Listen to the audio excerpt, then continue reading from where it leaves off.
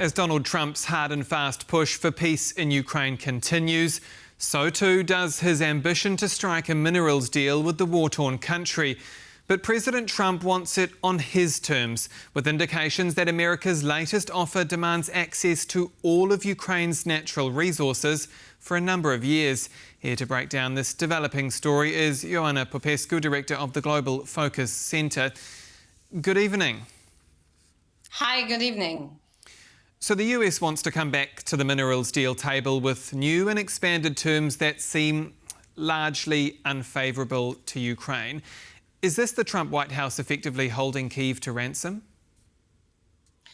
That's a good question, because the terms of this new agreement seem designed in such a way that the Ukrainians cannot possibly accept them. So I think we need to ask ourselves whether this is genuinely Trump's approach, extremely transactional, as we have become accustomed already, in the sense of getting a lot in return for whatever American support there is, or this is another negotiation tactic that's meant to drive the Ukrainians to reject the terms of this new agreement as well.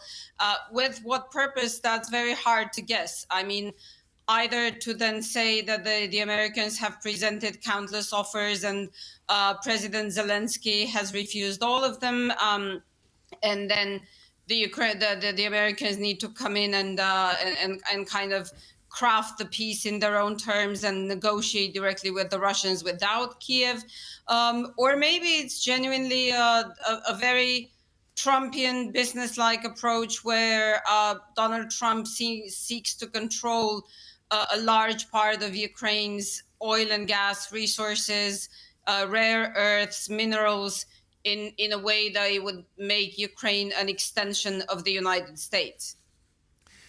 We're hearing that this latest proposal would require Kyiv to send Washington profits from a fund controlling Ukrainian resources until Ukraine had repaid all American wartime aid plus interest. You mentioned there that Ukraine can't really possibly accept something like this. And I've seen some commentary today that this proposal, as it stands, is like putting a gun to Volodymyr Zelensky's head. Do you agree with that sentiment? Yeah, absolutely. If I'm not mistaken, President Zelensky has already said that if these are indeed the terms, and he kind of said that he wouldn't make full comments on the proposal as is, but would consult with top lawyers first. But he did say that if the agreement amounted to essentially recognizing even past American aid as a loan, that he wouldn't do that. And I think it makes sense, not just in terms of the burden that would put on Ukraine in the future, but it will also make sense from the point of view of not even international law, just commercial law, where you cannot place new conditions on something that's already happened. So yeah, indeed, but that's not something to be surprised by, Trump's approach. I just think, what is everybody's best guess is what the final goal is, and what Trump really seeks to accomplish with this. If we take a bird's eye view on this, and as you mentioned, what it is that Trump really wants to accomplish here, we think back to his falling out with Zelensky. Do you get a sense that this was almost always the plan? Go back and forth, paint Ukraine as the bad guy, and ultimately try and strong-arm Zelensky into some sort of an agreement? Yeah, this is one very possible scenario.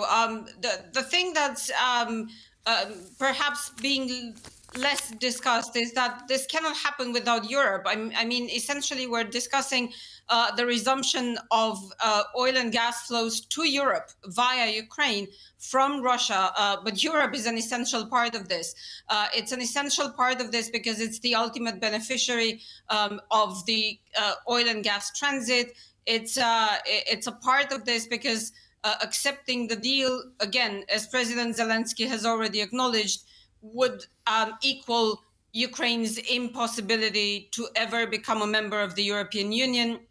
It effectively bans Ukraine from ever selling to Europe in perhaps better conditions. So Europe is essentially a part of this, and it still remains to be seen if Donald Trump hopes that once the Ukrainians are strong-armed into accepting the terms of the deal, then he can do the same with Europe, because he would still need to get European cooperation.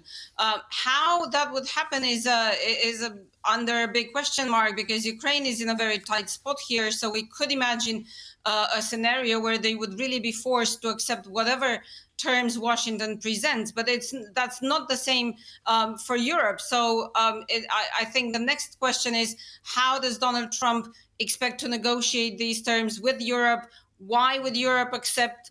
Are there any plans to perhaps also strong-arm Europe in ways that we haven't anticipated yet? Maybe against the threat of a U.S. withdrawal from Europe, military withdrawal, or drawing down significantly on U.S. capabilities, or perhaps refusing to comply with the terms of the NATO Article 5, or anything of the sort. I mean, really, I think we really need to wonder if Europe is such an integral part of the deal. We can see Trump's attempt to strong-arm the Ukrainians. How is he going to try to strong-arm the Europeans? Speaking of Europe, we've seen leaders descend on Paris again this week. Again, there were many points made about this so-called coalition of the willing. There was some talk of a reassurance force that could support Ukraine away from the front line. But are these talks a step in the right direction, or are they just that, talk? I don't think they're just talk. I think clearly, just like during the pandemic, I think the EU has been moving forward at a speed that it hasn't really experienced over the past decades. It's still very slow as compared to the challenges at hand. So, hence your and my frustration and everybody's, but I do think that it is moving in the right direction, and it's perhaps moving more strategically than it has done in the past.